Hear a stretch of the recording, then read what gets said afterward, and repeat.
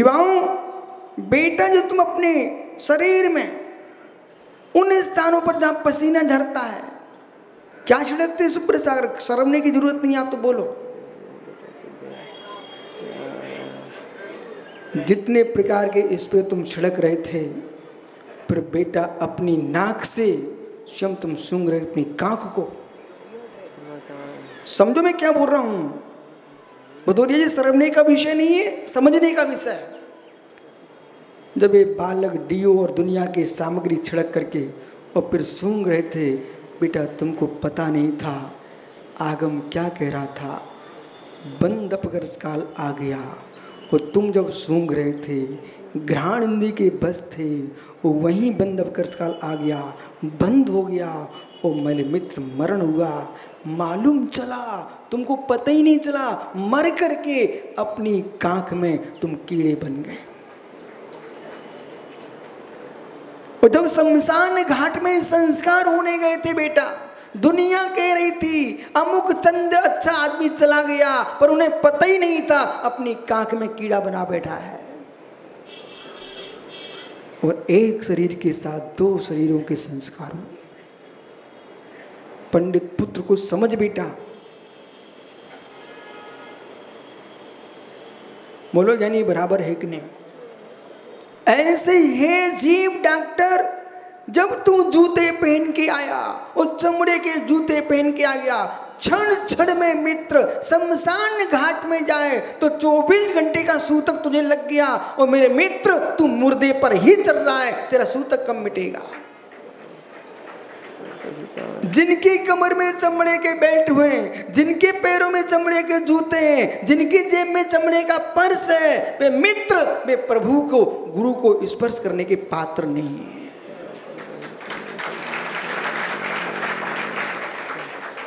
अब कुछ कहो ज्ञानी।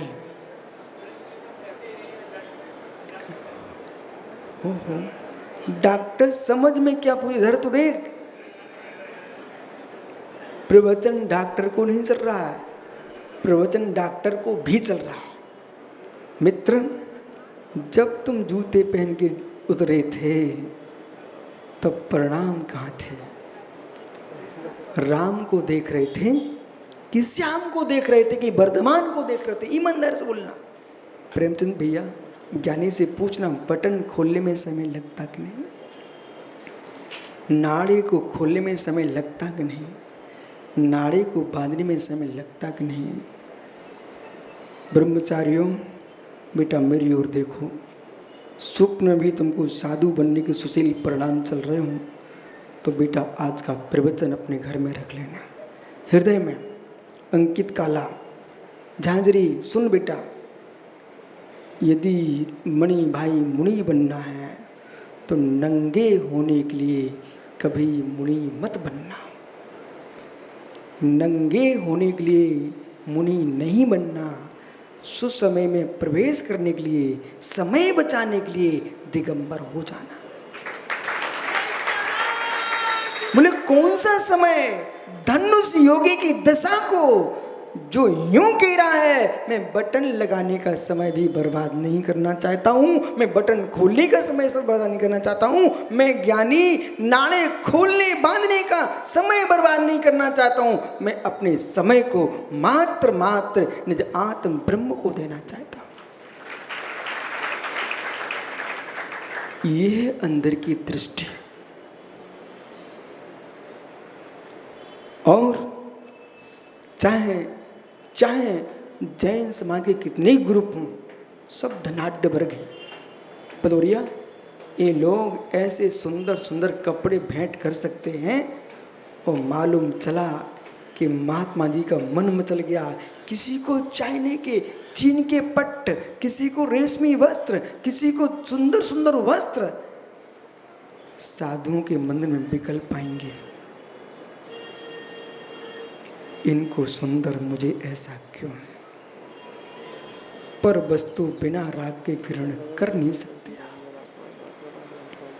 इसलिए आगम ने आदेश दिया, परमागम में कहा कि बेटा जो भेदभाव खड़े करें वो भेष है, जो भेदभाव खड़े कराए वो भैंस है।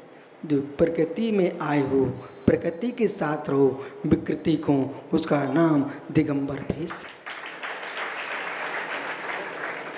यही कारण था भदौरिया जी, तुम्हारे दादा ने लंगोटी क्यों फेंकी। कहीं ना कहीं उस जीव ने जरूर समझ के रखा होगा।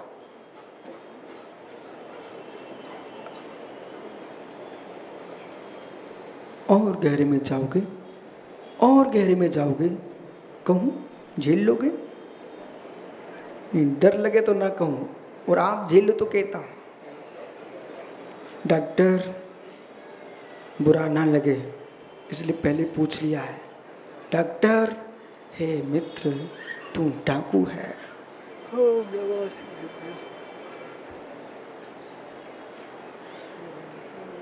विकास, सुब्रत सागर में डॉक्टर को डाकू कह रहा, तब भी बुरा नहीं मान रहा भाई। डॉक्टर, मित्र विश्वास करो, थोड़ी देर बाद आप कहोगे महाराज जी बिल्कुल सत्य कह रहे हो। है मित्र डॉक्टर, आप डाकू हो। इसका मतलब मनोज पत्रकार ना समझे मैं साहूकार हूं। चोर चोर मोसेरे भाई, बुरा नहीं मानना, मैंने पहले ही बोल दिया है, पर विषय समझना है। भदौरिया में क्या क्या बोल रहा हूं डॉक्टर साहब से। डॉक्टर डाकू है।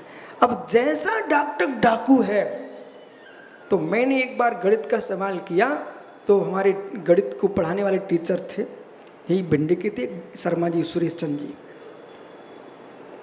तो मालूम, उनसे कहा सर कॉपी चेक कर लो। बोले हमने एक कॉपी चेक कर ली है बेटा, तुम सब मिलान कर लो। समझो मैं क्या बोल रहा हूं। मास्टर साहब क्या बोले हम लोगों से, बच्चों से, बेटा हमने एक कॉपी चेक कर दी है, अब तुम मंत्री पुत्र सबकी मिलान कर लो। डॉक्टर तू डाकू है। अब मैं आप लोगों को कुछ नहीं कह रहा हूं, मैंने एक कॉपी चेक कर ली है, तुम सब मिलान कर लो। बोले मतलब ये है डॉक्टर,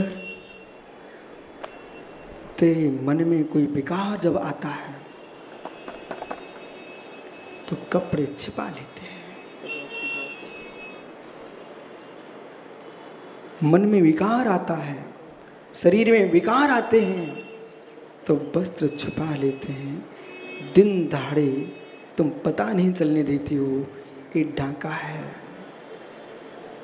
बे धरती के देवता दिगंबर मुनि निर्वस्त्र घूमते हैं, ये डाका कहाँ डालने जाएंगे? जेब नहीं, वस्त्र नहीं, विकार आएगा, दुनिया की आंखों में दिख जाएगा। ये मित्र वस्त्रों में डाके छुप जाते हैं।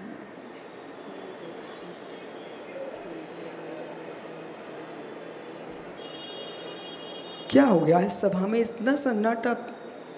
ये तो बहुत ही गजब का सन्नाटा दिख रहा। मित्र स्वीकार कर लिया। इसलिए नंगे होके घूमना ये तो पशुओं का काम है।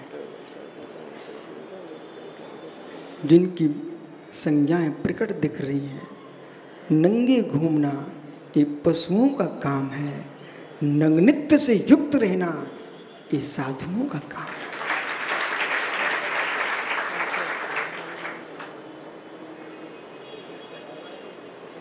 इसलिए ज्ञानी, तलवार की धार पर चलना सरल है, जादूगर चल लेते हैं। तलवार की धार पर चलना सरल है, जादूगर चल लेते हैं, पर मित्र दिगंबर होकर के जादूगर नहीं चल पाते। ये मित्र असिधार व्रत है।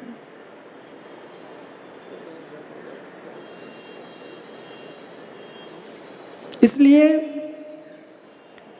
किसी साधक का उपहास करना तुम्हारे मुख का काम है, पर साधु बनना मित्र अंतर्मुख का काम है। क्या लिख रहे हैं यहां? गजब का लिख रहे हैं। इसलिए मैं कह रहा हूं आपको, यानी जो समण सुत्तम ग्रंथ है ना, इस ग्रंथ में उन विशिष्ट गाथाओं का संकलन है जो कि जैन श्रवण परंपरा में पूरे आगमों से निकाल करके लिखे गए मुख्य मुख्य बिंदुओं पर व्याख्या चल रही है। और मैं पूर्व में बता चुका हूं प्राचार्य जी, ये जैन ग्रंथ है, लेकिन इस ग्रंथ पर काम किसी ने कराया है तो विनोबा भावे ने कराया है। बाबा विनोबा भावे ने पूरे दिगंबर, श्वेतांबर समाज, स्थानकवासी, मंदिर मार्गी चारों संप्रदायों के साधुओं से, विद्वानों से उन्होंने हाथ जोड़े कि भाई हमारे पास गीता है, कहीं बाइबल है, कहीं कुरान है, आपके पास इतने ग्रंथ हैं, हम एक का नाम कैसे बोलूं। तब उन्होंने सारे ग्रंथों से जो मूल सूत्र थे उनका संग्रह किया है, उसका नाम समण सुत्तम ग्रंथ है। इस ग्रंथ में किसी संप्रदाय का भेदभाव नहीं है। उन रहस्यमयी ग्रंथों की सारी गाथाएं हैं। और जब से ग्रंथ लिपिबद्ध हुआ, प्रकाशित हुआ, संग्रहित हुआ, इस प्रकार से कोई उपदेश का किसी ने विषय नहीं बनाया। बनाया एक दो आदमी ने, पर उन्होंने कुछ कुछ गाथाएं लेकर के वहीं पूर्ण कर दिया। जब विनोबा भावे ने मेहनत की है तो मैंने सोचा भाई वो जीव कहीं बैठा होगा तो वो भी सोचेगा कि अब मेरी मेहनत सफल हो रही है। क्षुल्लक जिनेन्द्र वरुणी, आचार्य विद्यानंद, आचार्य तुलसी, इन लोगों ने इस पर संग्रह के लिए सहयोग किया और जैनेन्द्र वरुणी ने पूरा काम किया। अब ये गाथा क्या कह रही है पंडित जी, राकेश सुनो ध्यान से। और मित्र, यदि आपको परमात्मा की वाणी पर विश्वास है, मां इस गाथा को ऐसे संभल के सुनना जैसे नई बहू घर में घूंघट डाल के आती है, अपना चेहरा सबको नहीं दिखाती। शीलवंती नारी का चेहरा मात अपने पति के लिए खुलता है, बाकी घूंघट रहता है। वे दिन कहाँ चले गए जब बहू बेटियां घूंघट डाल के चलती थी। अब तो ससुर साहब भी आए तो वो कहती, कहो जी खड़ेरी ठीक हो। सिर पे पल्ला नहीं है तो पल्ले ही उड़ गए। आइए राकेश भाई, जमाने को देख के मत चलिए, आगम को देख के चलिए।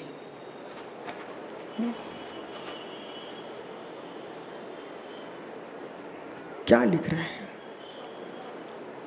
क्या लिख रहे हैं? बैठ जाओ ज्ञानी, अब क्या है, जो है सो है।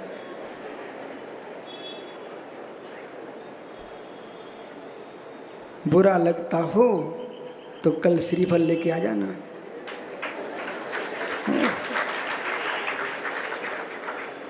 क्यों भाई? कुछ लोग घर जोड़ रहे हैं और कुछ लोग घर छोड़ रहे हैं। क्या रहस्य?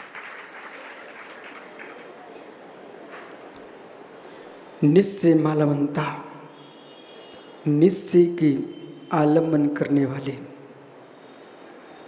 निश्चय अजानता, निश्चय का आलम्बन ले रहे हैं और निश्चय को जान नहीं रहे हैं। क्या रहस्य बोल रहे हैं? निश्चय का आलम्बन ले रहे हैं और निश्चय को जान नहीं रहे हैं। ना संति चरणम करुणाओं, ऐसे जीव नाश कर रहे हैं। मित्र, बाह्य आचरण को, चरण को, उपकरण को, आचरण को, क्रिया को, करण यानी परिणाम, करण यानी क्रिया, चरण यानी चारित्र, जिन्हें ब्रह्म का बोध है नहीं, वो आंखें खोलो, आंखें मीचो, वो ब्रह्म की बात कर रहे हैं, वो ब्रह्म में डूबे हैं। ऐसे ज्ञानी बहिकरण आलसा केई, ऐसे आचरण में आलसी, ऐसे प्रमादी अपने भव का नाश कर रहे हैं। मित्र, ये भारत भूमि है, इस देश ने चारित्रहीनों की कभी पूजा नहीं की, धनपतियों की पूजा नहीं की, भारत ने कभी नहीं की। पंडित जी इतिहास उठा के देख लो,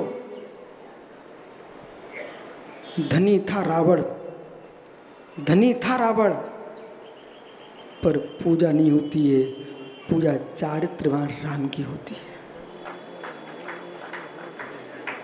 इस देश ने मित्र स्त्री की पूजा नहीं की, इस देश ने स्त्री के राग की पूजा नहीं की है, इस देश ने मात्र ज्ञानियों आचरण की पूजा की है, ज्ञान को सम्मान दिया है और चारित्र की पूजा की है। ज्ञानियों दर्शन से स्वर्ग मिलता है, ज्ञान से यश मिलता है और चारित्र से पूजा मिलती है, और तीनों मिल जाए तो मोक्ष मिलता है।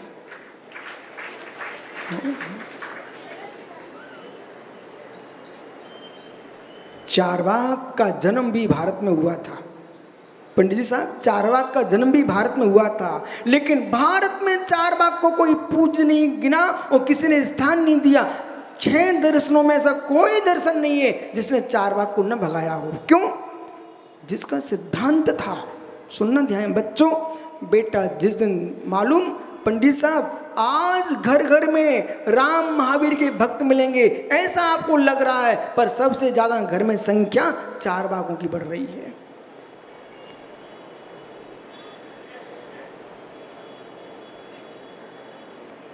पिता ने कहा बेटा मंदिर जाओ। क्यों जाऊं? बस समझ लो तुम्हारे घर में चारवाक आ गया, जिसका सिद्धांत क्या था सुनिए ध्यान से। सुरा सुंदरी का पानी मोक्ष मार्ग। सुरा और सुंदरी इनका उपभोग ही मोक्ष मार्ग है। जिसके ऐसे सिद्धांत हों वो भारत की भूमि पर नहीं जी सकता।